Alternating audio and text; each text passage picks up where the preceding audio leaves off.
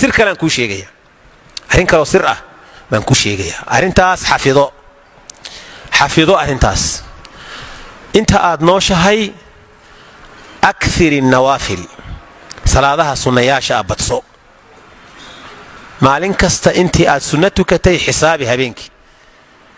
maalinba maalinta ka dambaysa sunnayaasha badso masaajidka ma soo gasho ma fadhidaa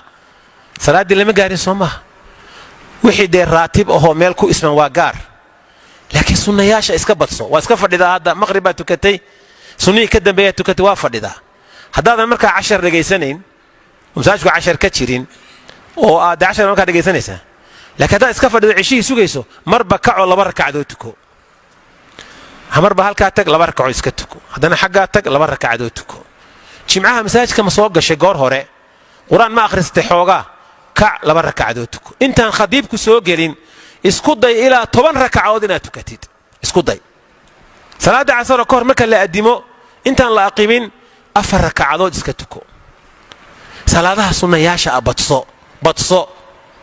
haddii hadhow marka lagu xisaabo ilaahay agtii faralkaagu markuu isdhimo ama culaysyo kale kugu yimaadaan ilaahay wuxuu oranayaa bal sunnayaashiisa eega sunnayaashii haddaad badsan jirtay oo maalintii maalan aad tukan jirtay 12 raatibka mooyaane 20 kale haddaad tukan jirtay oo salaatuleelku dheer yahay waa intee boqol waa intee kun oo salaadood malaa'igtu markay saa u kala furto birri maxay oranaysaa hayaa ilaahu muush waa buuxda sunnayaashiisii baa bada ilaahayo ugu daraa la oranayaa wad ku badbaadaysaa sirtaas qaado wili waqtigan hadda la joogo sunnayaasha badso gurigaaga markaa joogtid maxaa dhiba kugu haya iska weysiiso gogashaada gurigiisa ma joogto qadiifadaada aqalkaaga 2 rakcadood sunna iska tuko haddaad darsi dhegaysanayso ama daalacanayso kac 2 rakcadood sunna iska tuko waxaas way ururayaan way biirayaan way badanayaan waad ku badbaadi doontaa maalinta aakhir nololaadan weysaysanaynin nololaadan salaad tukanaynin nololaadan ilaahay u rukuucaynin nolosha caynkaasi maxay tahay kelmaddeena marka waa kelmad kooban oo tusaalayaal iyo baraarujin isugu jirta oo aynu rabno in innaga oo dhan inteena tukata iyo intaan tukanba ay tusaale inoo noqoto iyo baraarujin marka la adimayo hadda salaada kelmaddeedu 2 qaybood ba ku saabsan tahay oo war salaada kaalmaysta sida imaamku rakcaadkii una tujiyay afsahallahu lisaana oo ahayd in qofku salaadiisa uu kaalmaysto wax kasta oo khayra salaadaadi u kaalmayso markay wax walba kugu yimaadaan iyo salaada in la ilaaliyo adinka haddaan ka bilaabo marka la adimayo waxaa la oranayaa Allahu akbar isweydii qofkaagan muslimka ee tukanayo adinka Allahu akbar baa lagu bilaabay ilaahay baa weyn maxaa lagu dhameeyay adinka laa ilaaha illa allah buu ku dhamaaday adinkii ilaahay baa weynna waa lagu bilaabay kalimatu tawxiidna waa lagu dhameeyay macnaheedu waxa weeye aadaanku waa yeedhmo ilaahay xaqii lagugu yeedhayo waa quluubta lagala hadlayaa qalbiga lala hadlayaana waa qalbigii mu'minka ahaa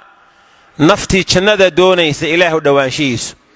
adinku waa yeedhmo dadka mu'miniinta loogu yeedhayo ilaahay iyo rasuulkiisa iyo aakhira rumaysan waa yeedhmo liibaan iyo guul la isugu yeedhayo waa kelimad Allahu akbar marka la yiraahdo dadka loo cadaynayo loo muujinayo anna Allaha a'zamu min kulli shay'in ilaahay inuu wax walba ka weyn yahay wa akbaru min kulli shay adinka salaada loo adimayo waa yeedhmo Allaha raxmaanka ah xaqiisa ka timi oo isagu sharciyeeyay waxaana loo sharciyeeyay liraaxati wal amaan in nafta iyo qalbiga mu'minka ay ku raaxaysto nabadgelyo iyo amaanna uu dareemo waa garanaysan xadiidkii saxiixa ahaa rasuulku sallallahu alayhi wasallam uu bilaal la hadlayay arixna biha ya bilaal oo noogu raaxee salaada adinkeeda nabigu sallallahu alayhi wasallam noogu raaxee wa macaanzana ya nabigu sallallahu alayhi wasallam adinka qalbada iyo naftu inay raaxa u tahay buu tilmaamaya adinka salaada la isugu yeelayo waa yeedhmo lagugu yeerayo wixii qalbigaaga iyo naftaadu ay ku degi lahayd sida xadiidka al-Imam an-Nasa'i Sheekh Albani oo Sahih al-Jaami'a ku keenayo 5400 35 raqamkiisu yahay wajucilat quratu caynii fi salaati indhahaygu waxay ku qaboobaan oo qalbigaygu ku xasilo salaadaa laga dhigay baa nebigu yidhi calayhi salaatu wasalaam. adinka salaada la isugu yeedhayo waa khaaliqii oo makhluuqa u yeedhaya, allah kuu yeedhaya inaad booqato gurigiisa, ilaahay baa kuu yeedhaya inaad isaga soo booqato. masaajidka markaad soo gasho 2 rakacadoodoo la yidhaahdo taxiyatulmasjid baad tukanaysaa. taxiyatulmasjidku waa maxay? waa taxiyatun lirabbi lmasjid, waa salaan iyo bariido aad salaamayso rabbigii masaajidka lahaa ayaa 2 rakacad u tukanaysaa markaad soo gasho judhiiba adoon wax kala samaynin. wuxuu ilaahay kuugu yeedhayaa markaas inuu ducadaada aqbalayo, wax alla wixii cibaade aad samaynaysana uu aqbalayo. sidaa awgeedna markaad soo gashay masaajidkood tiraahdo allahuma bismillaahi salaatu wasalaamu calaa rasuulillaah allahuma aftax lii abwaaba raxmatik, ilaahu albaabada naxariistaadoo dhan ii fur. cibaadooyin baan rabaa inaan sameeyo, salaad, rukuuc, sujuud, duco, qur'aan akhris, wardi, wax badan baan samaynayaa, masaajidka waan soo gelayaa, albaabadaada naxariista ii fur oo iga aqbal ilaahayow. micnuhu waa saas. markaad tukanayso noloshii wanaagsanayd baa adinka lagugu yeerayaa, ilaahay inuu dembiyada kaa dhaafo darajaadka ku siiyuu doonaya. bal caaisha aynu eegno xadiidka saxiixa ah fi saxiix bukhaari wa muslim, iyadoo tilmaamaysa nebiga sala allahu calayh wasalam oo aqalkeedii uu joogo oo adinkii uu maqlay oo la adimayo.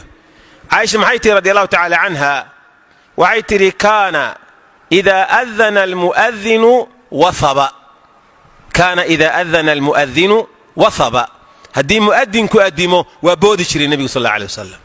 haddii uu aqalka xitaa hawlka hayo waa joojin jire, hadduu fadhiyo waa kici jiray, waa boodi jiray nebigu sal alla alay wasalam. salaadii iyo adinkii loogu yeedhay buu u boodi jiro aadi jiray nebigu sal alla alay wasalam. sidee baanu rasuulku u boodaynin markuu adinka maqlo? isagaaba muxuu yidhi? xadiidka saxiixa ah ee alimaamu daaraqutni uu soo saaray, sheekhu albaani saxiixada uu ku keenayo 1354 raqamkiisu yahay, ayaaba nebigu wuxu yidhi sal alla alay wasalam idaa samicta annidaa'a, adinka markaad maqasho fa ajib daaciya allah, ajiib yeedhaha ilaahay kuugu yeedhaya oo adimaya, ajiib. dadkii salafka ahaa, saxaabadii, taabiciintii, atbaacu taabiciin, a'immatulhudaa wadiin, dad quluubtoodu masaajidda ku xidhantahay bay ahaayeen. dad waxay ahaayeen tilmaantaa ka run sheegay sida fii suurati nuur aayadda 32 ilaahay markuu tilmaamayey raggii saxaabadu u horreeyeen, rijaalun laa tulhiihim tijaaratun walaa baycun can dikri illaah waiqaami asalaati waitaa'i azakaati yakhaafuuna yowman tataqallabu fiihi alquluubu waalabsaar. ilahay wuxuu tilmaamaya rag iskuma jiro, ragga rag baa jira ka mida oo aanay mashquulinaynin tijaaro iyo bacmushtari iyo beec iyo iib ay ku jiraan, ka marnaba iyo shaqo ay haystaan ka mashquulin mayso ilaahay xuskiisa iyo dikrigiisa, salaada oogiddeeda, sakada bixinteeda. sababtu waa maxay? waxay ka cabsanayaan maalin quluubta iyo laabuhu ay isgedgedinayso oo khatar aad u fara badan leh, iyo absaartu bay ka baqayaan. sidaa awgeed baa markay adinka maqlaan saxaabadii iyo taabiciintii dadkii ka dambeeyey hal mar bay dareeri jireen, sida daad rukmanayoo kale baa masaajidka lagu dareeri jiray oo halkaa loo kala beratami jiray. masaajidka safka hore takbiiratulixraam loo kala beratami jiray. mihaal aan soo qaato, alimaamu dahabi kitaabkiisa siyar aclaam nubalaa mujalladka 3 safxada 164 wuxuu ka warramay cadi ibnu xaatim taa'i, saxaabigii la odhan jiray. wuxuu leeyahay buu yidhi cadi ibnu xaatim